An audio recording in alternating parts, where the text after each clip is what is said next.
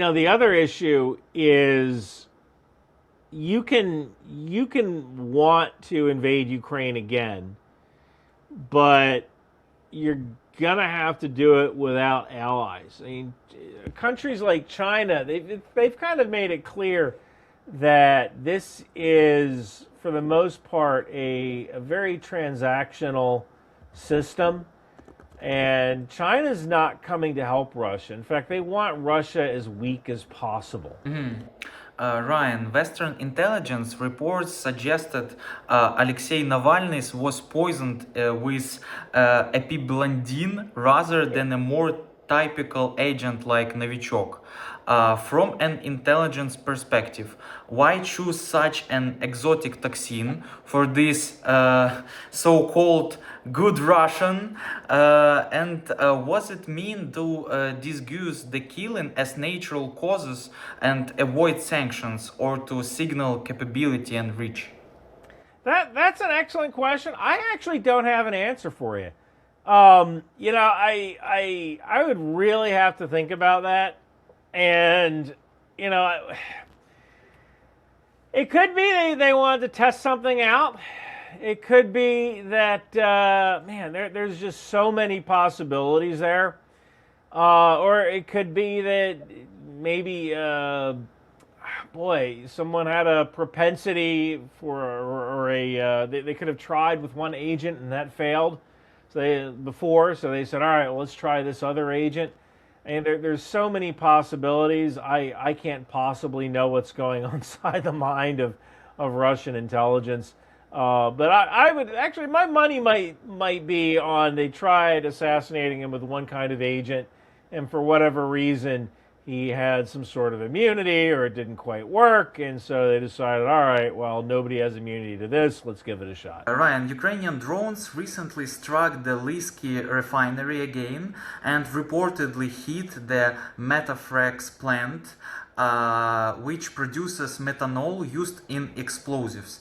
Are we seeing the start of a cascading strain on Russian logistics, forcing Moscow to choose between protecting weapons production and protecting frontline forces? I think that we've seen that for a while, and that's always going to be an issue. I mean, there's never going to be enough of anything, right? And honestly, if it comes down to protecting frontline forces or protecting logistics, you have to protect the logistics, right? You can always push more frontline forces forward, but the logistics are extremely important. Because without logistics, without resupply, without sustainment, you definitely lose, and you lose fairly quickly. So I think that kind of the goal here is to create. I've often said it. I have a plaque over there. It says, "Create dilemmas, not problems, for your adversary." So the dilemma here isn't just, do we protect the frontline troops or do we protect our manufacturing capabilities? The dilemma is, how do we create protection for our manufacturing facilities when there is a limited amount of money and manufacturing capability to go around? So it's not really protection as much as it is, let's say you are manufacturing anti-aircraft guns or anti-drone guns or even anti-drone nets. You can only make a certain amount of that. And if you're making anti-drone guns, that means you're not making something else, right? Because you could probably retool that machinery to do something else. So now the question becomes like, well, how can you force Russia to center its production on these defensive tools at the detriment of the tools they use to actually perform attacks? Once you start getting Russia on the defensive, it's once you get on the defensive, it's really hard to get off of that. Like, that's really tough. So by getting Russia kind of on the back foot, if this were a boxing match, it just kind of eases up pressure on the front lines because there will be less equipment to go around in general. What do you think? If some kind of ceasefire actually happens, how long would it take Russia to rebuild? And do you think they would invade Ukraine again if they are rebuilt?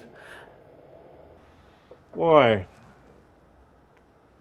So that's a good question. I think I've heard between 5 and 10 years to rebuild. The big problem is personnel.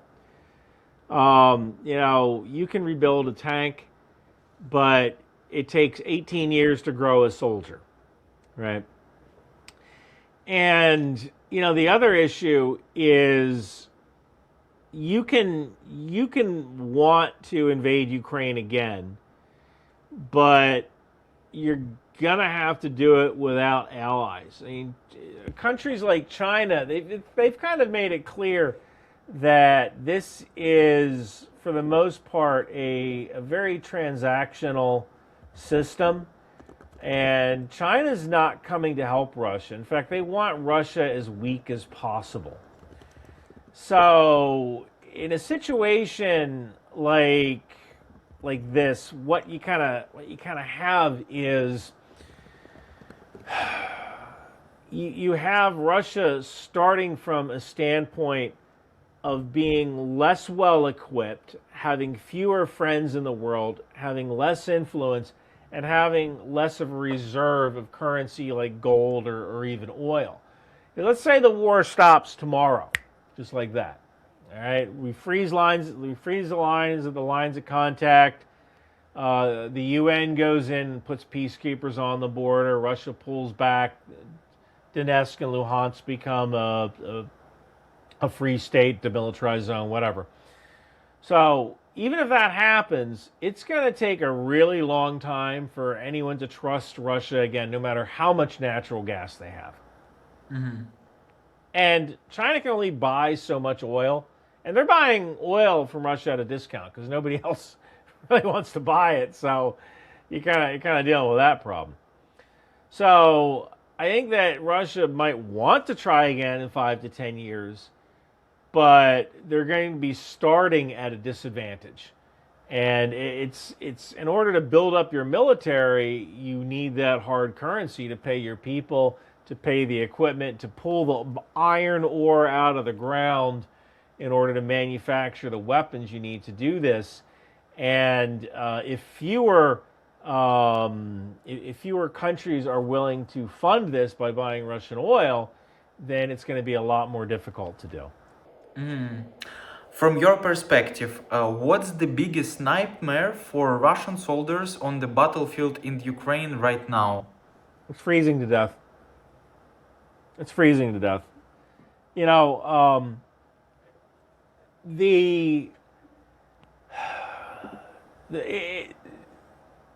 There was an article in the Wall Street Journal that talked about how NATO is not prepared for war for modern war, for the kind of drone warfare that we're seeing.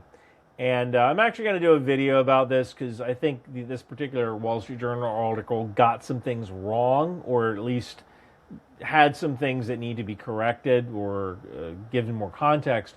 But basically in this article, it was a team of 10 Ukrainians and drones managed to notionally destroy 17 NATO vehicles and 30 other NATO targets during this exercise called Hedgehog 2005. And the interesting part here is that when you look at NATO's abilities, we recognize the need for drone and counter-drone warfare, but Ukraine is kind of the expert at this. And Ukraine has also become the expert at what's called masking, or basically hiding so that not only your visual signature, but your thermal signature and your radio signature is totally hidden from the enemy. With Russia constantly attacking, you have to pick up and leave your dugout, leave your bunker, and walk across no man's land to perform that attack. And when you do, you're this big thermal bloom. And that's a big problem. So what you have are guys who are essentially freezing to death either inside of their bunkers or on their way to fight in Ukrainian lines. And that is absolutely horrifying. There is this kind of trope that, oh, the Russian soldier fights best in winter. And all right, maybe, but you're still cold. I don't care who you are. You're still going to be cold. So that's a pretty big problem. I think that's the biggest scary thing. It's just the cold.